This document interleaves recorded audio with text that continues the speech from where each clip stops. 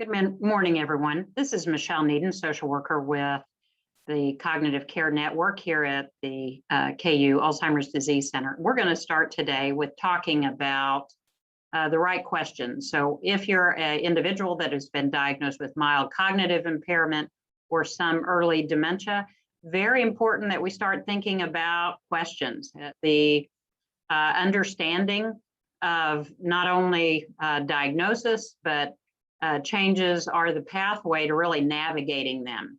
So if we want an answer, we got to get someone that we can ask a question to, and thinking about what those questions ought be. And so that's our conversation today. So let's think about the first question, and this is really important. So not unusual at all when someone is diagnosed with cognitive changes that their initial question is, how in the world am I going to manage this? And you hear in my voice, there's a sense of being overwhelmed by that question. And what I want us to think about is the real question is, how am I going to manage this? That there is a way to manage, that we're not asking, how in the world do I manage this, as if there's not an answer. It's how in the world am I going to manage, or how am I going to manage this together with others, etc. These are the right questions. So switching from that, asking from a place of being overwhelmed to moving to a place of asking because of problem solving. That's where we want to get to.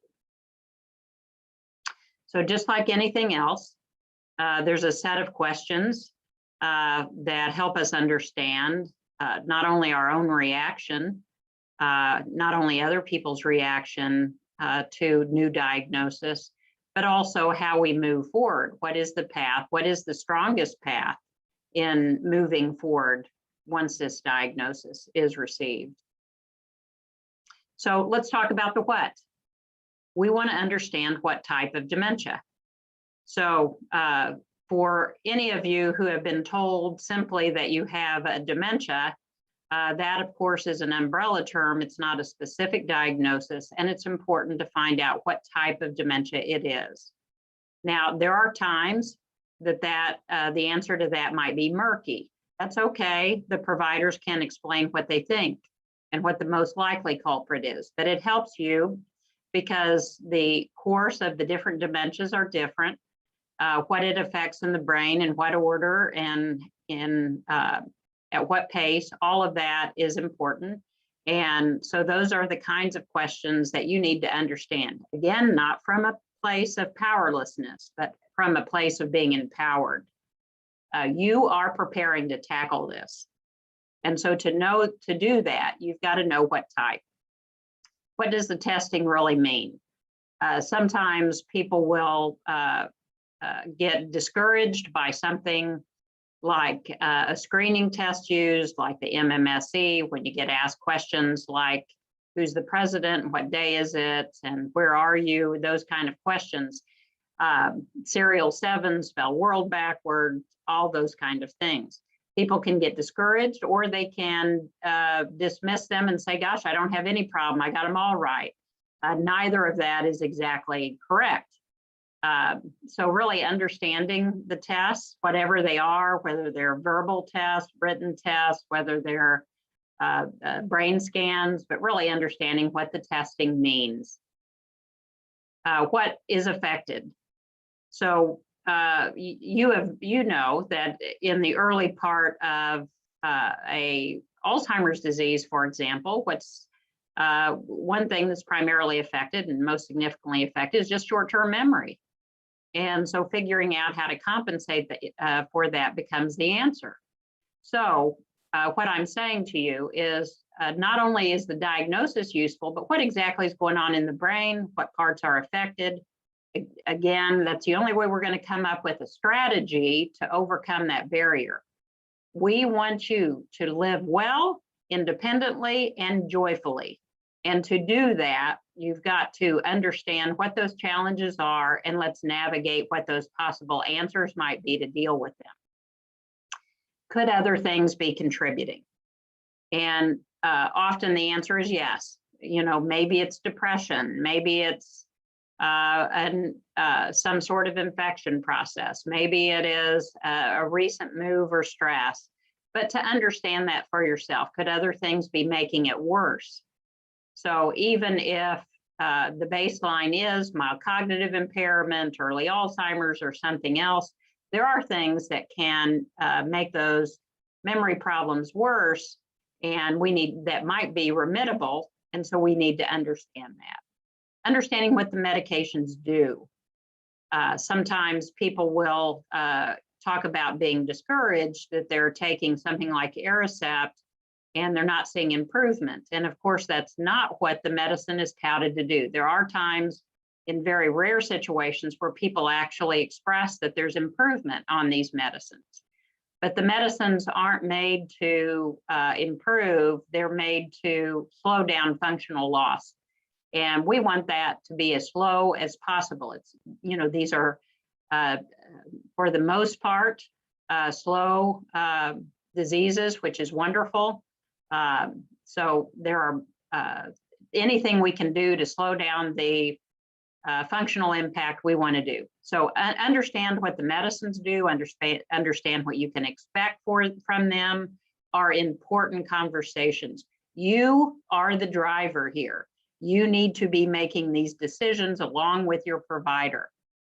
It isn't somebody telling you what you need to do. It is you being an active participant in your own life, because you are becoming a warrior in this. You're going to fight this battle. You're going to do all you can. And in that way, you make a difference for yourself in terms of quality, for your family, and really for the impact of the disease. So what are the 3 best things I can do now? What's your battle plan? What are you going to do to really to participate in slowing this process and maximizing your ability? And the last question is, what do I have going for me? All of you come with a set of strengths, a set of coping strategies. All of you come with this wonderful set of resilience variables that can serve you. So let's talk about what do you have going for you that you can use? What are your weapons in this battle? And then there's the who. Who does what? So you maybe have seen neurologists, probably most of you perhaps have seen neurologists. What do they do? And what determines the frequency of those visits? Where's the line with primary care? For example, if I have depression associated, who's going to manage the antidepressant, et cetera? So who does what? The neuropsychologist, what's their role? They do testing at the beginning. Is there a role beyond that?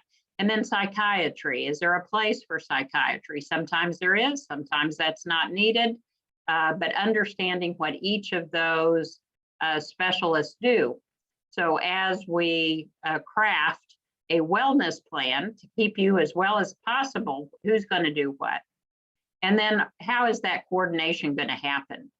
Is there conversation between your care team, those providers that are all working for you? And sometimes you have other specialists. Maybe you have cardiologists. Maybe you have a pulmonologist, whoever. But so sometimes there's other specialists related, and who's going to be the point person? What's the best way to make sure all the providers are coordinated and you're coordinated? Maybe there's other people that can work with you, and there's a whole set of providers that might be included, that might be engaged, that you might want engaged.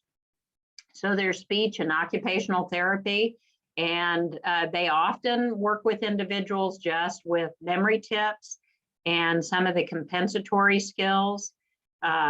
So dealing with some short-term memory problems, for example, and what might be the environmental visual triggers that might be helpful.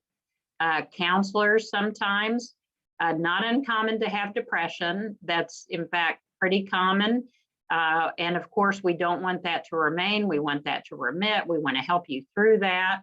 So sometimes that means having a counselor on board. Exercise trainers. Some people engage exercise trainers. We know that physicality makes a difference, not only with depression, but it also makes a difference in terms of brain health.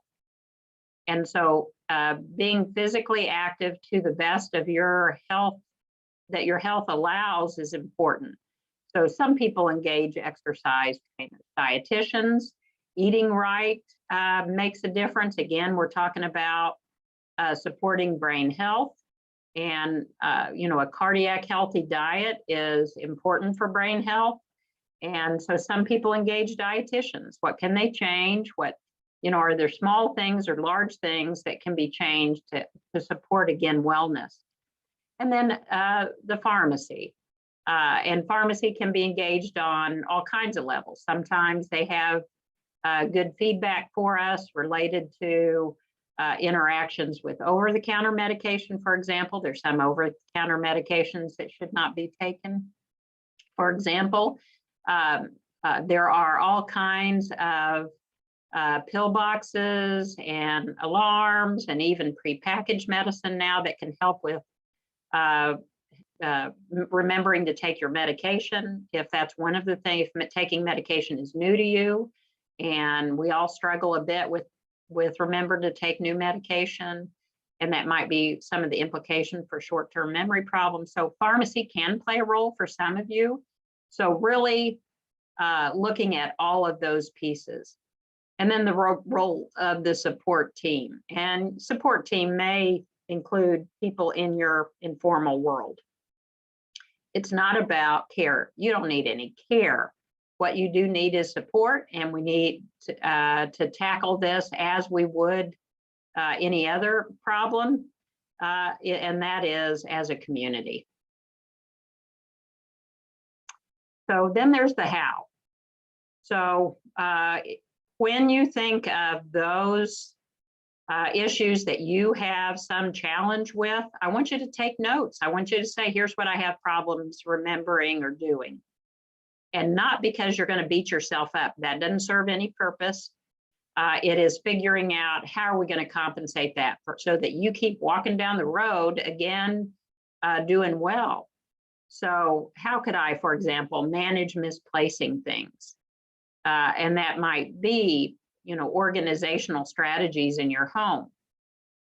How can I manage forgetting a name?